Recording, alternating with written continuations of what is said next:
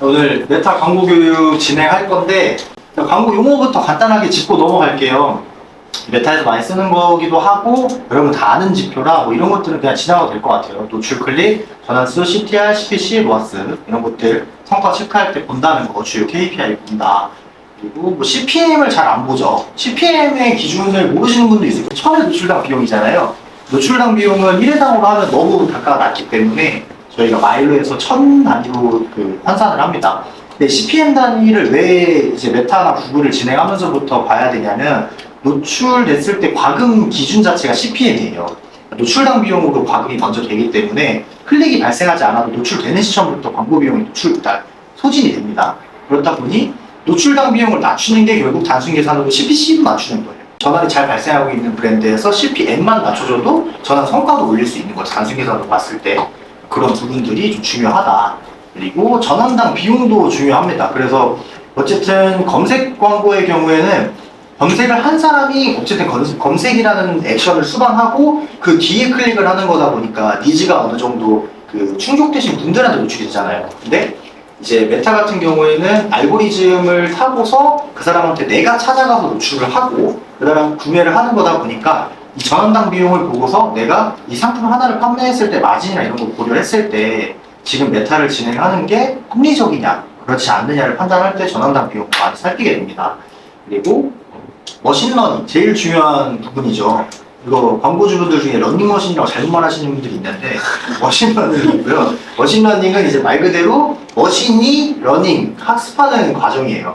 머신 기계가 학습하는 과정을 생각을 하면 되는데 AI가 이제 광고 노출 최적화를 하고 있는 과정이다 라고 봐주시면 될 것 같아요. 그럼 머신러닝이 언제 진행되겠어요? 처음 시작할 때부터 일단 머신러닝 진행이 되고 가면서도 계속 고도화를 하긴 하지만 기본적으로 초반에 진행이 되거나 광고 세팅값이 바뀌었을 때 머신러닝이 진행된다 정도 알아주시면 될 것 같아요. 메타 광고 특징, 소셜 네트워크 서비스죠.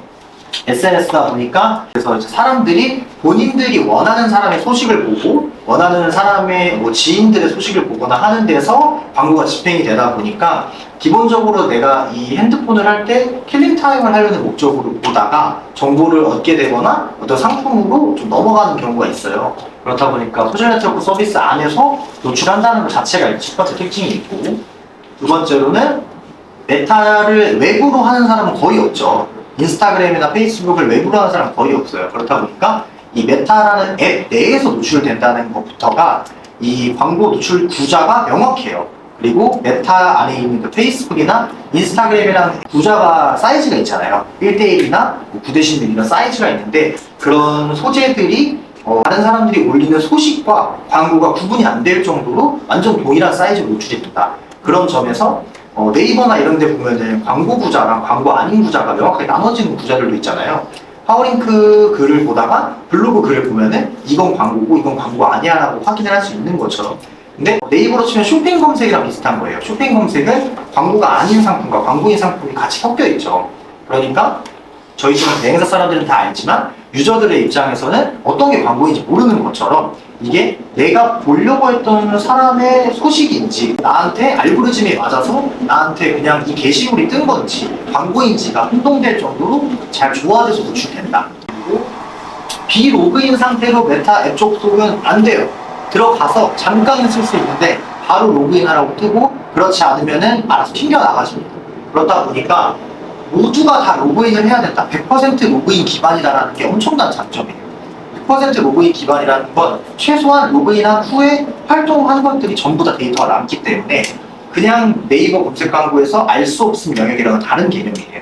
사람이 알 수 없음이더라도 여태까지 봤던 검색 기록, 시청했던 영상, 팔로우하고 있는 사람들 이런 것들이 모두 데이터가 계정 하나하나가 쌓이기 때문에 타겟팅에 대한 정밀도가 매우 높다는 거. 그 부분이 이 메타 광고 특징이기도 합니다.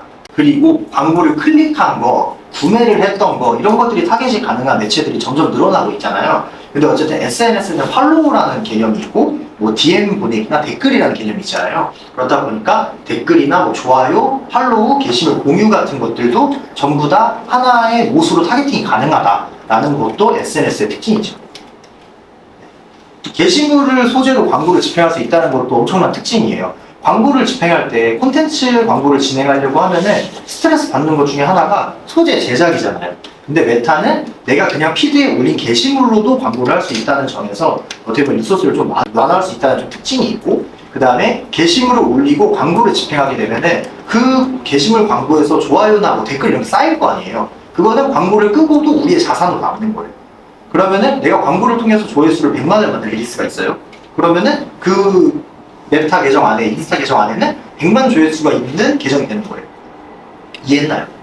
그러니까 릴스로 터진 적이 있는 것처럼 보이는 거죠. 그런 건 아니지만 실제로 제가 지금 운영하고 있는 쇼핑몰 같은 경우도 광고를 돌려던 영상들 조회수가 막 10만 막 이러니까 그걸 상단 고정해놓으면 마치 여기 영상이 되게 핫했었던 것처럼, 이 브랜드의 특정 상품이 되게 핫한 반응을 일으켰던 것처럼 보이기도 한단 말이죠. 그런 부분도 어떻게 보면 광고를 집행하고 끝인 피발성이 높은 다른 DA에 비하면 장점이라고 볼 수 있다라고 생각해 주시면 될 것 같아요. 여기까지 좀 궁금한 거 있나요?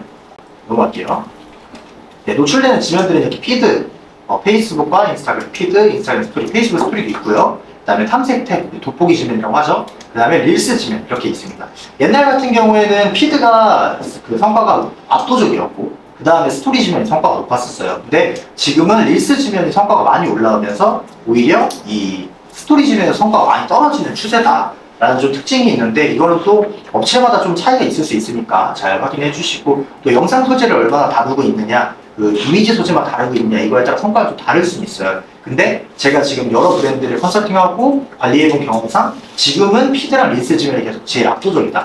그래서 가끔 계정을 이렇게 그 분석을 해주다 보면 스토리 지면이 성과는 안 나오는데 소진 비중이 큰 업체들이 꽤 있어요. 스토리 비중을 오퍼하는 것도 좀 제한하는 경우가 있으니까 나중에 계정 분석할 참고해주세요. 그리고 마켓플레이스나 오디언스 네트워크, 페이스북 메신저, 칼럼, 프로필 피드 이런 지면들도 있는데 실질적으로 성과가 나오지 않다 보니까 많이 오프하고 진행을 했었던 게 과거의 트렌드입니다. 근데 요즘에는 이런 지면들도 어느 정도는 노출이 되는 이유가 있어요. 그게 어드밴티지 플러스 세팅 때문입니다. 어드밴티지 플러스 세팅은 뒤에서 한 번 더 설명을 해줄게요. 어드밴티지 플러스 세팅 쉽게 말하면은 메타 AI가 노출하는 거에 대해서 알아서 판단할 수 있도록 자율성을 엄청 높여주는 거예요. 그래서 뭐 AI 너가 알아서 한번 우리한테 세팅 제안해줘봐 라는 개념으로 우리는 아무 세팅도 안 하고 알아서 노출에 집중해야 되는 그런 방식입니다.